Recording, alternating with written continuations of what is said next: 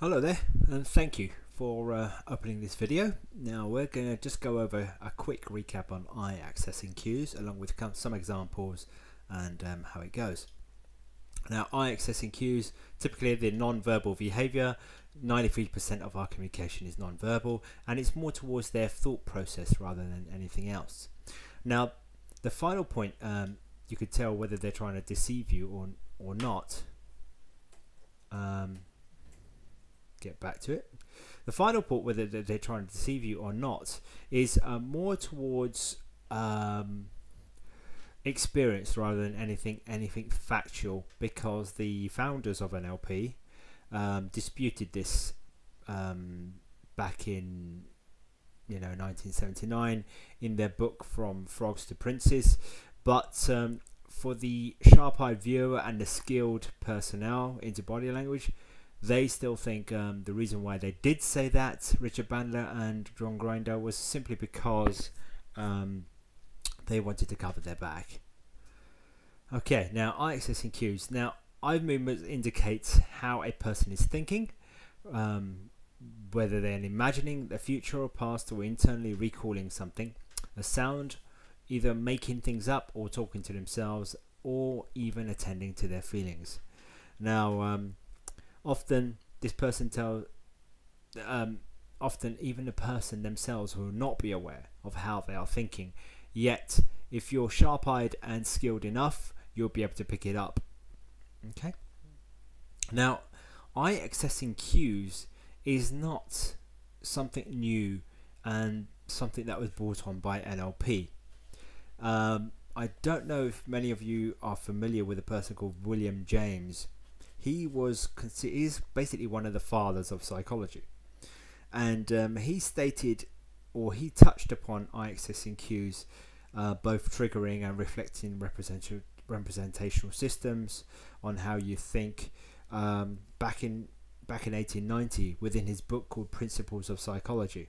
So all new psychologists had to read that book at that time, because he was indeed the founding father of many of the principles there.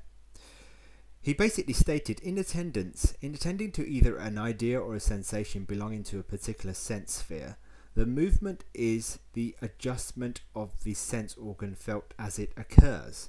It cannot think in visual terms, for example, without feeling a fluctuating play of pleasures, convergences, divergences, and accommodations in my eyeballs.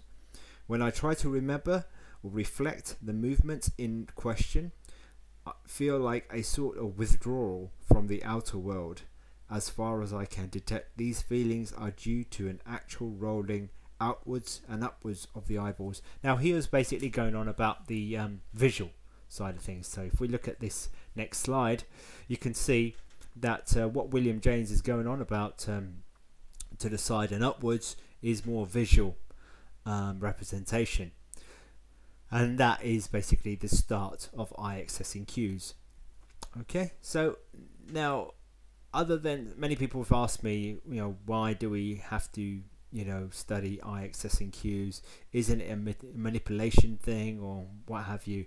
So let me just quickly explain why you would sort of go into it. Now, I've got 3 examples here for you. Now, let's just say you're explain to someone how to do something, and a colleague, to a colleague or whoever it is, and they say they do not understand. They are saying this while they're looking up to the left or the right. Again, that's a visual sense. If we go to our previous slide, that's a visualizing area. Now, what they're trying to basically tell you what to do next is to show them rather than verbally explain, so they will be able to see how you do it. Now, our brains are very advanced, more advanced than our conscious minds can think, because we do this anyway. We don't realize we're actually doing it. We think we're just, because you're not telling me, because you're not understanding, I thought I'd change my approach. Why would you change your approach in the first place? And secondly, why would you do it in such a way that you would show them rather than verbally explain? Our subconscious mind actually picks all this up and it's been picking this up throughout our lives. And if we're skilled enough, it will basically we will basically pick it up consciously rather than subconsciously. So we're more aware of what's going on. Okay, now example 2. Imagine talking to someone, but they did not make eye contact with you, not seeming to understand your point either. The person looks down to his or her left or then right, and this could indicate that they need you to show rather than verbally explain what. So they can basically copy you how to do it, and this is the kinesthetic kind. And the reason why I say they're looking to the left and then the right is because, first of all, they're going through a sense of feeling. Does this feel right to me? And then secondly, they're talking to themselves. So they're going for the auditory system of internal dialogue. I'll explain that when I get to the slide of the chap again. Okay, example 3. Imagine showing someone an idea, but they keep their hands folded or to their temporal lobes. By that I mean this. They usually put their fingers towards their temporal lobe, which is the side of their head, and do not seem to get your point. This could indicate that you need to give them a moment to process things in silence. Remember, when we spoke in class, someone who is auditory, they need silence to understand and process what's sort of going on. And again, this is quite stereotypical, and this is an extreme case. So I'm going for extremes here: visual, kinesthetic, and auditory. We've got a mixture of all three, in fact all 4. So don't worry about going to the extreme and give them enough silence. Very rarely would you need to give them a lot of silence. It's just a silence, as in, for me, if I could demonstrate a silence, it's this. That's the silence. That's the amount of time you need to give them. That's all it is, often. So it's hardly anything at all. And this is why when many business decisions or many leadership seminars, if any of you go to, you will realize a lot of leaders, a lot of speakers, a lot of skilled negotiators will do something very interesting. They'll keep silent because they want the other person to process what they've stated, what they've said. And if you now notice when you listen to speeches by government personalities, especially President Obama, even Germany, the German president there, she's really good and very skilled at doing this as well. They're very quiet, and when they speak, they keep that silence there, and then they carry on. Anyway, they would then come back after that silence. They'll come back with questions which you will need to verbally talk through to them, not show them the visual aids, but verbal. Okay. And in class, we practice with fellow learners, going through the personality versus character checkout, which I thought was really, really good way to introduce why personality is different to character. Now, again, visually orientated people, they tend to look up a lot when they're thinking, like this lady here. Now, auditory orientated people, they tend to look to the sides when they're thinking, or tilt their heads to one side. Kinesthetic or feeling orientated people, they tend to look down as they think, and often to the left. They're the right, our left. Now, again, a quick recap: visually orientated people look up to a lot to the then thinking. Auditory, tend to the sides. Kinesthetic, down and then left.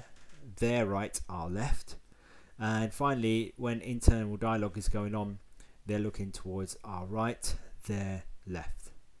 Okay, and that's the slide again.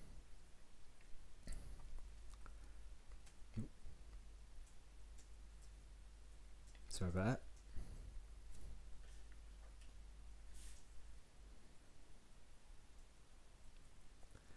Maybe the PowerPoint presentation wanted you to reiterate that. Anyway, this is the actual image again, the visualizing, the auditory, and the kinesthetic. Now, remember what I told you earlier when we started this presentation about lines and whether they're constructing things and what have you. When often the case is with a lot of people, when they're looking at our left or their right, our left, and they're basically telling us something, they're constructing things. They're either lying visually, or they're constructing sounds, or they're trying to process things with the kinesthetic feelings as well. Now, with regards to kinesthetic, this is the only time when they're looking left and they're probably being quite genuine at the whole thing, because on the right side is an internal dialogue of kinesthetic. So remember that. Mainly it's the those who are visualizing and constructing images, they're the ones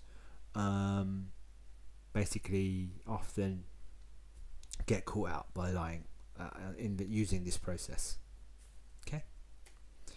Now, an important note I just wanted you to know is when people are thinking, they have access to different parts of the brain to retrieve different types of information. As they're doing this, their eyes inadvertently move in predictable directions to their own processing habits. Okay.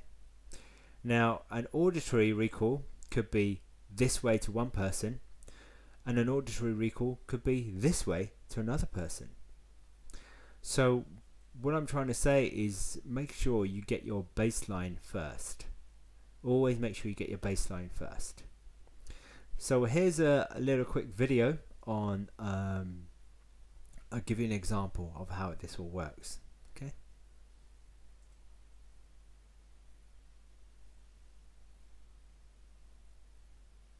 You grew up when you were small? White. What would the front door look like if it was covered in graffiti? Look a mess. What does your mother's voice sound like? Soft. What would her voice sound like if she had a witch's voice? She'd sound like grot bags. And if you were walking along the beach, you have no socks on, walking in the sand, what would that feel like? It would feel cold and wet. And can you recite for me the 13 times table, just in your mind, not out loud, just in your mind? That's great. Thank you. That's brilliant. Thank you. So could you see how that is very well represented on how it all works and where it all goes and falls into place?